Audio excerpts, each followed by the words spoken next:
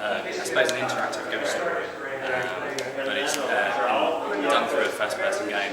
So it looks, feels, and plays like a first-person game, but rather than there being any gameplay as such, you just move around an environment, explore an environment, and it reveals a story to you as you go through. So just using music and text. Oh, okay. So it's your ghost? You never really kind of quite. Should we try to play some? Oh, yeah. Oh, you guys are using the source, yeah. Source one. P3 session is standard source control. I bet that's it when you're all drugged up. Shall I keep talking while he's playing? Yes, please. We put one ear on and one ear off. Probably goes up. So as you move through, there's music and voiceovers being triggered around this environment. Every time you hit a voiceover trigger, it's randomly selected from 1 to 3, so you get a different story every time you play it. There's 60 cues, each cue has 3 potential blocks of text behind it, so it's a different story every time. You never really find it. All you know when it starts off is you start off with this guy standing on this remote island, apparently writing out letters to someone called Esther. You don't really know why he's there or who he is. And as the story progresses, he starts talking about a crash he might have been involved in where Esther might or might not have been killed.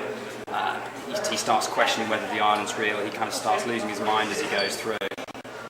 And the island becomes less and less real as it goes through. You start seeing kind of strange symbols carved into the walls and on the rocks, and then the whole island itself starts kind of twisting the geography, so it doesn't really make a great deal of sense. So you never really know whether you're literally playing this guy who's come to this island and is sending these letters back to Esther, or whether you are playing like a dying coma dream of this guy while he's still in the car crash and he's dreaming this, or whether he is just kind of completely mad and this is all a hallucination. And you kind of never really know. It's just really, really, really deliberately left very problematic. We kind of wanted to see how people would cope with that, really, and they've loved it, which is great. Now, are there multiple endings to it, or is it just one? No, there's one ending, one end cutscene, but depending on the combination of voiceovers you've had up until that point, you can read it in a whole bunch of different ways. Oh, okay. So I think there's probably 3 major readings of the story, but there's no right or wrong to it at all.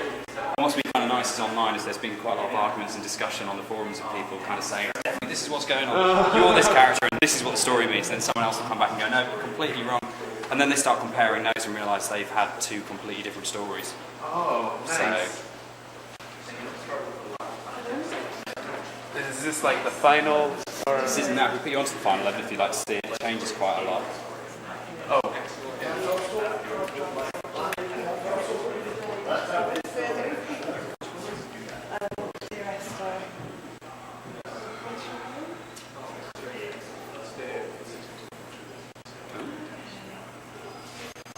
What gave you the inspiration? That reminds me of like Mist. Yeah, some people said that visually this is kind of, I think if you do anything on a remote island you get the Mist comparisons. If you come along to the right here, I'll show you what I mean by the stuff written on the rocks. Okay. It came from a research project. I work in university, and we wanted to know whether you could take a game and strip the gameplay and have nothing left of the story and still have something that was kind of engaging. And then from that we kind of went, well, what kind of story can you have where you can have that real degree of abstractness, but where it's not going to be like Agatha Christie, kind of like who done it, you know? Yeah. But it's got that kind of questioning to it. It had to be psychological. It had to be kind of this kind of weird kind of ghost story. It just kind of grew from there, really. We started building the environment. We had a big lump of clay in the office, and we kind of knocked together. And the script wasn't written until the environment was pretty much done. And then we sat down and we built the environment, wrote the music, and wrote the script all at the same time, rather than kind of stacking it up in order. Okay. So we're just all bouncing off. So Jessica would write some music, would listen to that, we'd build a bit of environment that sort of felt like the music fitted, but then go ahead and write a bit of script, and then that would make us think there's a bit of environment we needed, so we'd go and build that. And it just kind of. Now I've noticed that there's a person standing on the cliff. There is a person standing on a cliff. Do you have any interaction with any other? No, there are people. You see the figure 3 or 4 times during the game, but you can never get close to it. So there's a section where you walk into this stone hut, and as you walk into the stone hut, the figure's there for a split second and then goes again. So you've got this kind of, I suppose, kind of classic ghost story stuff, but you get this sense of you don't know whether the figure's real or the island's real. Maybe it's a G-Man. It's not. It's a C-17 female, just with all the rendering turned off.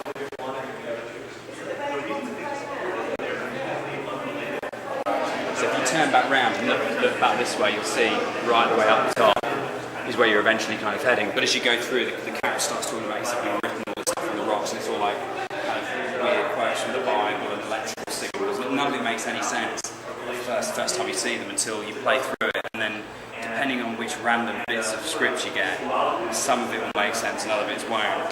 Sometimes there's multiple explanations for why a single symbol's there. So that's kind of really testing people's ability or to kind of join dots or just wanting to join dots with it. Now, how long would you say this game would take? 45 minutes to an hour. 45 minutes? So it's kind of a short story, really. I suppose it's the closest thing to it. Okay. And what I really, really wanted was to kind of say, like, it's all about your relationships as a player with the avatar, because you identify with the avatar, and in this, we're really kind of undercutting that, so you don't really know who the avatar is. And so, I guess short story is the closest thing, but it's kind of, it has to be a game, I think. There's no other medium where you can actually do that kind of stuff with the relationship with the player and the avatar. Now, is this the first one you guys have attempted to do? This is the first one. We've done 4 source mods. We've just released the 4th one about 2 weeks ago, and this was the first we completed. And then we built a deathmatch one, which was kind of flexing a little bit. We built a rewrite of the first quarter of Doom, where we stripped the levels and repopulated them, and then gave the player a shotgun with rubber bullets, so you shoot zombies and they just fall over and get back up again. And rewrote the script so rather than you being a kind of like a marine that everyone loved, you were a high security prisoner who was being sent back in because you were expendable and had a really, really, really abusive NPC, so you couldn't kill anything, and rather than having an NPC telling you you're great, you had an NPC telling you that they wanted you to die all the time, just really, really on your case. And then we just done a 4th one called Sokovia, which is